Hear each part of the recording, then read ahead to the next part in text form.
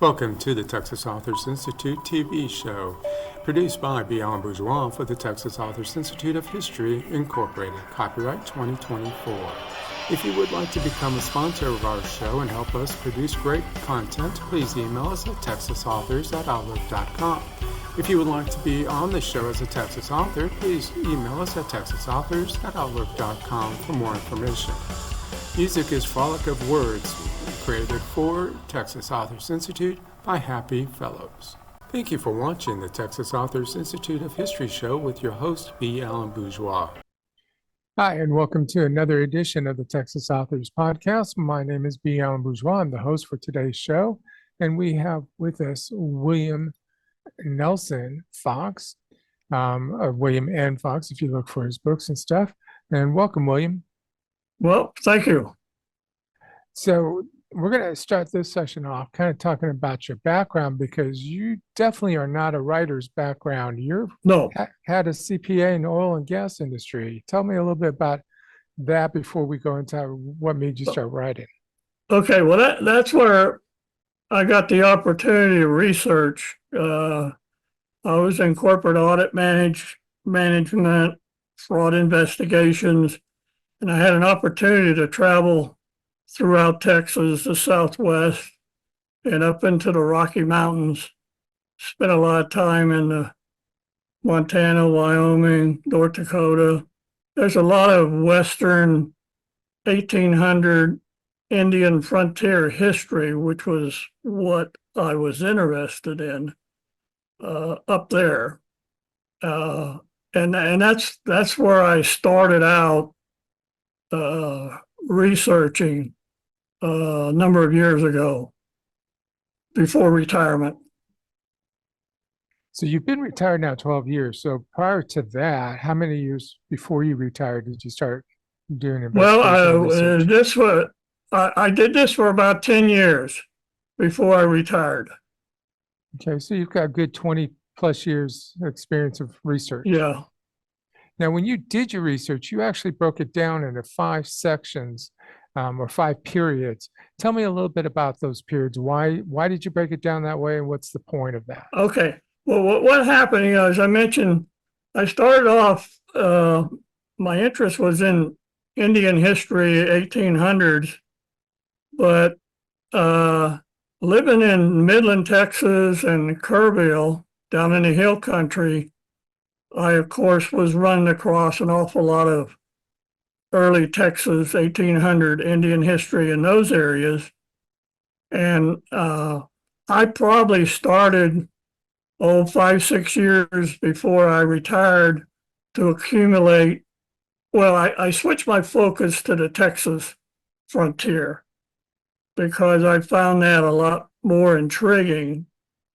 And then once I retired, I had these boxes of all this research information, and I started organizing it.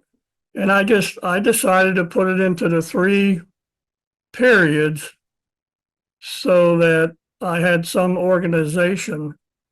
And those 3 periods, I just broke down the 1800s. That was just my way of organizing all the material that I did have. So I'm kind of curious because, you said the frontier, Texas frontier, and let's face it, the frontier started early in the 1700s. Depending on where you lived, that was a frontier and stuff. So yes. what made Texas frontier so interesting for you? Well, my concentration is on the 1800s. So, I mean, there's a lot of Texas history before 1800, of course, but I was interested in 1800 Texas history. And what was intriguing to me is all the suspense, the intrigues, the invasions, the conflicts, and the wars, including a 50-year war with the Comanches, made the Texas frontier a much interesting subject to continue my research. Okay. And so your research, you've got tons more. You've only come out with two books, which we'll talk about briefly, but you've got more material for additional books, correct? Yes, yes. Now, the reason by organizing into those 5 periods, when I contacted the History Press and I started working with their Texas editor, we were going through all these periods and looking for unique stories that we could possibly publish. And that's how we ended up coming up with the first book and then a second book. Okay, so let's talk about that first book, which was The Texas Rangers and the Mexican-American War. That came out last year. Yes. So this was focused in roughly 1840s, 1830s, is that correct? Yeah, 1846 to 48.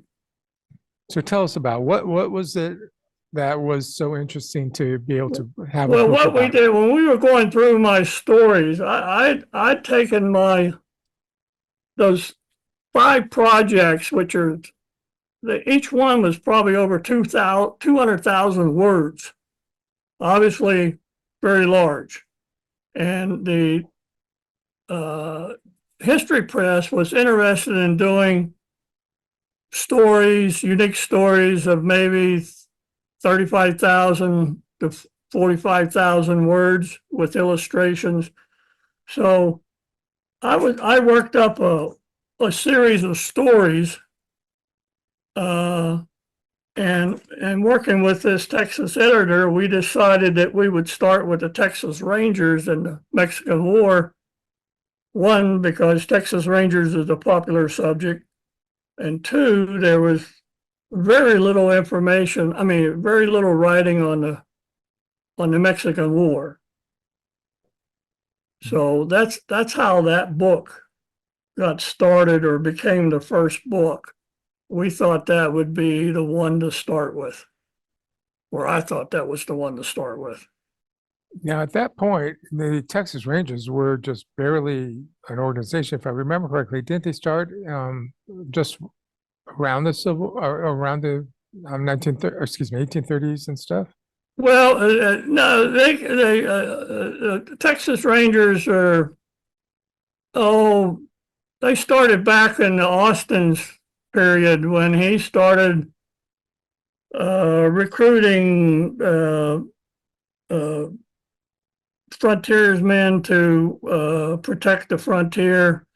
But in the 20s and the 30s and the 40s, that's when the Texas Rangers really came into being, and they were constantly fighting with the Indians and with the Mexican raiders that were coming across the borders. So for about 2-3 decades before the Mexican War, the Rangers were prominent as the protector of the Texas frontier. But with statehood, the Army came in, and the Texas Rangers were out of business. And that's the start of this book, The Texas Rangers in the Mexican War. So what was their focus then for the Mexican War? What was their purpose if they weren't really an army or such? The Texas Rangers I mentioned, when the Army came in, they were not interested in getting Texas involved in the conflict with Mexico. But many of those Texas Rangers had, like Samuel Walker, 3 years prior, he had drawn a white bean in Mexico, which allowed him to live, and he later escaped back to Texas. So these Rangers this became a war of vengeance. They still wanted to go in, and they wanted to fight their old foe. And the Mexican War gave them another opportunity to take up a fight with their longtime foe, All the right. Mexicans. We have just a few seconds left of this episode or this section. So why don't we go ahead and stop right there, and we'll come back after our sponsors, and we'll go back into the book and talk about your second book as well. All right.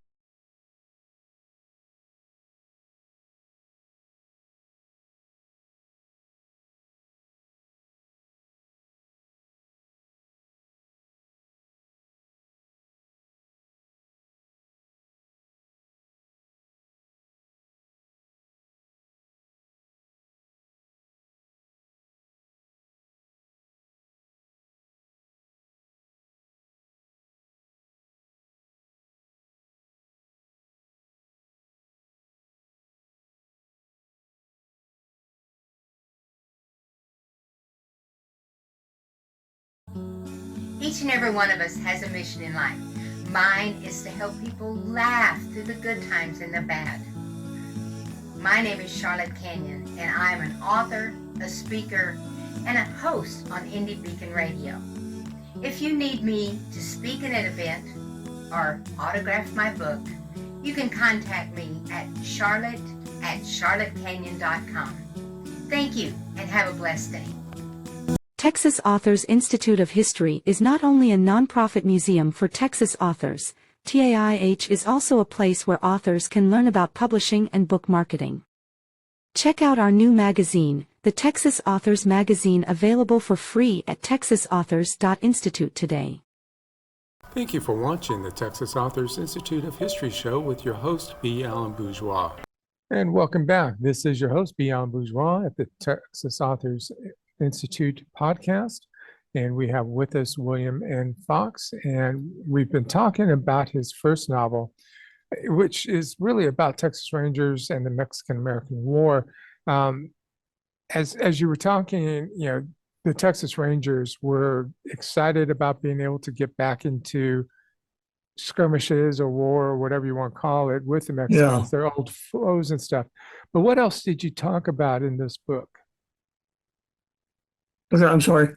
What else were you talking about in this book? What was the other stories you were sharing? The other stories, Mhm. or the Texas Rangers? The Texas Rangers. For the this Texas book, Rangers. The fact that the Army came in, and once the Mexican War started in Texas, down around Brownsville. But after those victories, General Taylor and the U.S. Army needed eyes and ears, or they needed the Rangers to come in because they knew the culture, they knew the people, they knew the landscape. And that's how the Rangers became the eyes and ears of the Army as it marched into Monterey, which was the first major battle. and from that book, you also then did a secondary book, which was Texas Coastal Defenses in the Civil War. And I've been lucky enough to see a couple of those on the Gulf Coast. But what was so interesting and special about the defenses? Well, in the Mexican War, it was all about, it was a war of vengeance, and they rode in there to again to tangle with their old foe. But in the coastal Texas defense, what was interesting there was that most of the young men went off to war in the East, and there were very few left. And then the Union Navy came onto the Texas coast, and they started harassing the Texas coast. They made a number of attempted invasions which these few defenders of the coast at Galveston, Sabine Bay, they repulsed these Union attempts to invade. And even the Confederate president, Jefferson Davis, said that the defense of the Texas coast was more remarkable than Thermopylae. So that was where the interest generated out of that particular period of time, the Civil War. And I thought it was kind of interesting. These were small engagements, but they had the intensity of the fighting back east.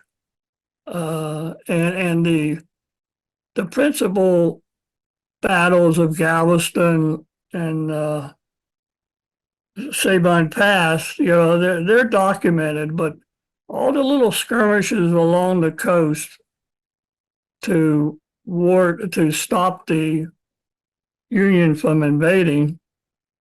And then they finally invaded in South Texas, and then there's 10,000 troops, Union troops on the Texas coast, marching up to capture Houston and take Texas out of the war. And so the book is about these skirmishes and then the last stand defense at the to stop the Union marching up to take Houston and Galveston area. So in this particular book, you're talking about the skirmishes and the different battles and stuff like this. Do you go into any detail about the particular forts there along in the Gulf Coast? Or is it just more about the battles? Well, no. Well, this is that book. It covers the Union's blockading of the Texas coast. So there's stories about the blockading captains and the Confederates that are trying to stop the harassment along the coast. It also, there's a number of stories like in Corpus Christi, how the few defenders of that area repulsed the Union Navy. And it's a series of battles and skirmishes all along the Texas coast, from the Sabine Pass all the way down to Brownsville. We only have a couple minutes left in this segment. So you've got those first two books done, and I'm sure you have more. So are you working on your third book? Yeah, there's the third one I'm working on has to do with the Northwest frontier, Central Texas. It took almost 20 years for settlements to move across Central Texas. And the reason being is the hostility of the Indians who resisted the invaders into what they called their territory. And so, and the 2nd Cavalry was organized and sent to Texas to protect the frontier. And one of those sent was Robert E. Lee, and just about all the major Union and Confederate generals served in that 2nd Cavalry. And it's the story about the cavalry versus the Comanches. And I called it, it's bulldogs chasing mosquitoes, because there were too few soldiers, and the Comanches were too cunning, and Texas was just too big.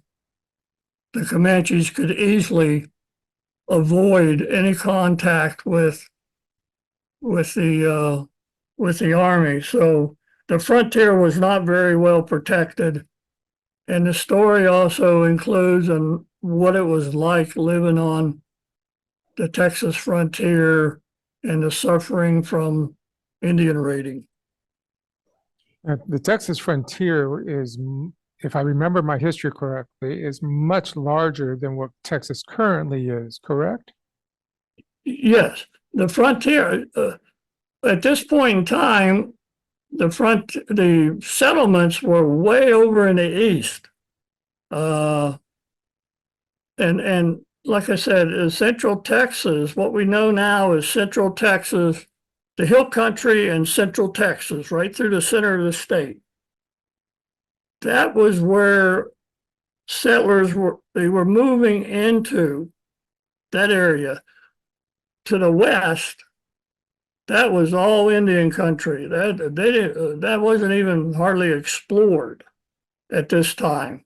This is in the 1850s and the 1860s during the Civil War.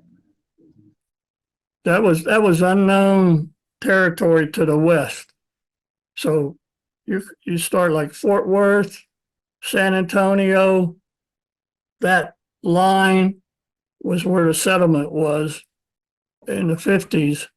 And then so many people were coming to Texas that they were moving out on the frontier, and obviously they were moving into Comanche country, and they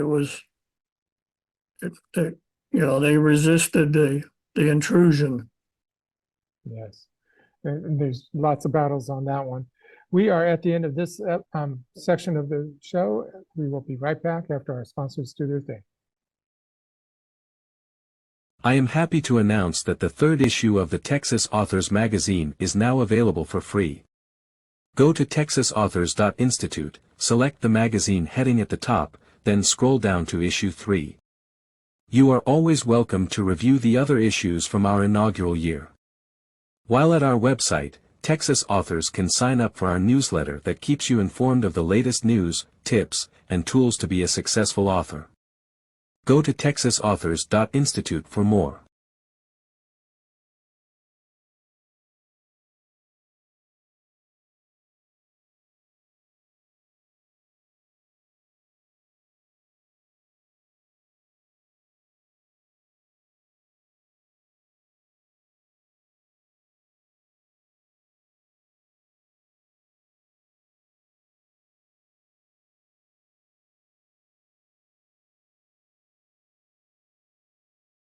Thank you for watching the Texas Authors Institute of History show with your host, B. Allen Bourgeois.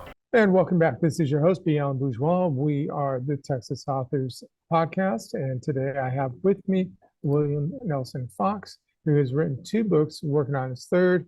And at the end of the last section, you were talking about the third book. Do you have a fourth book kind of mapped out, ready to start working once you're done with the third? Yes, I do. Like I said, these 5 periods that I have, there's quite a few stories in there that we can break out. The fourth one I'm working on is the suspense and the intrigue over the land called Texas back in the first and second decades of 1800. This is where the American expansion, the eyes were on Texas. The government wanted Texas. They thought they had acquired Texas in the Louisiana Purchase.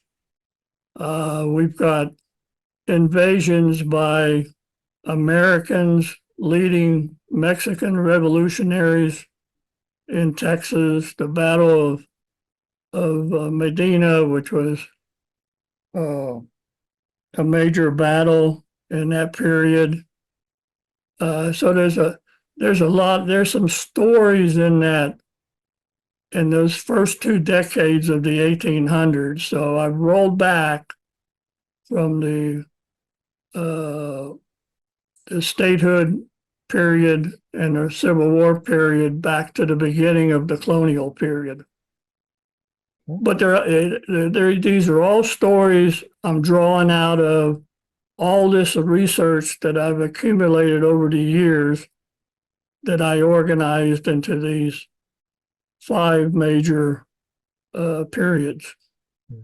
You are working on the third book. When do you anticipate having it out?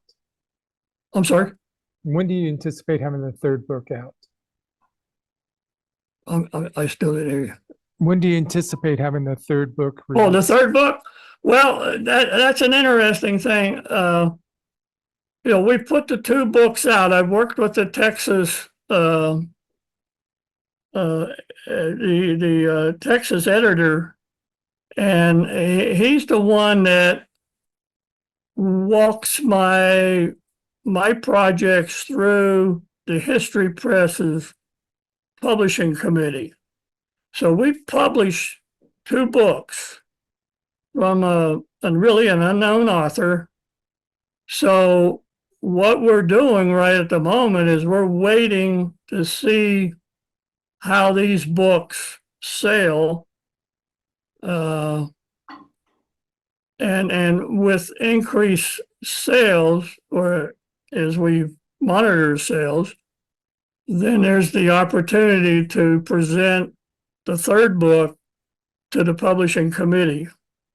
But we're hesitating to do it until we see some more monthly sales. The one book's been out 1 year, and the other book just came out a few months ago. Right. So obviously, my publishing company, they're interested in profits and distribution and marketing of the book. Right. So it's logical to wait and see. Right. So it may be next year before we present the third one. Okay. And speaking of marketing, how can people find your books? Is it in all the major bookstores? Yes. What the History Press does is they do all the mass distribution. So that book is all over the place. It's all over the US. I've seen it over in the UK. I've seen it in Australia. They do a good job in mass distributing the book. I'm kind of on a royalty agreement, so the marketing right now is really this mass distribution. I mean, for the past year, 2 years, I've concentrated on coming up with stories. So now I've got the bigger. It's always harder to market this. These books. And that's what's in front of me now, is how to market. I mean, Right. the And History speaking of Press has done a marketing, good job. so speaking of marketing, do you have a website? We're almost out of time here. No. Make sure you No, don't. I don't, and those are things I'm looking into. My situation is I can no longer travel, so I can't go to book fairs or signings.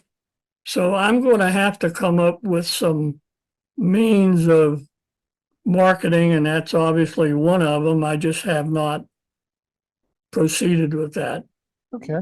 Well, in the meantime, I know people can go to the Texas Authors .Institute website. You're listed there. So when you Yeah, I do know. have a, Yeah. Yes. when you do have a website, I'm sure you'll share the information with us, and we'll add it to the page so people can discover you through that as well. We are out of time. I'm sorry. 28 minutes goes by really fast. Oh, yeah. So- Yeah. Oh, it does when you're talking about something that's a passion. Yes.